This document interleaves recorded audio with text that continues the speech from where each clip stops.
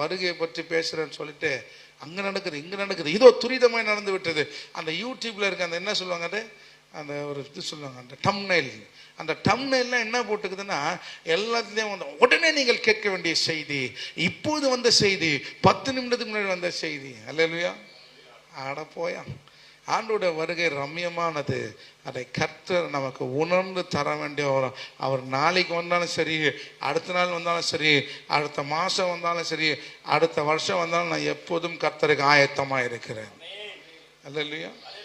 மனசாட்சி எல்லாம் சொல்லிட்டு ஏமா ஓய்வாளித்து வரல, வேற வேற ரொம்ப தூரத்தில் இருக்கிறாங்க. இல்லை சார், இல்லை அங்கிள், நான் வந்து டிவியில் ஒரு அந்த குறிப்பிட்ட யூடியூப் அவர் மெசேஜ் ஃபுல்லாக கேட்டுடுவேன், எனக்கு அது போதும். அல்லேலூயா சொல்லுகிறேன். எது சுவிசேஷம்? ஆண்டவர் ஒரு மனுஷனை ரட்சிப்புக்குள்ள நடத்தி சபையில் அவனை பரிசுத்தப்படுத்தி மனமாட்டியாக எடுத்துக்கொள்ளுகிறது.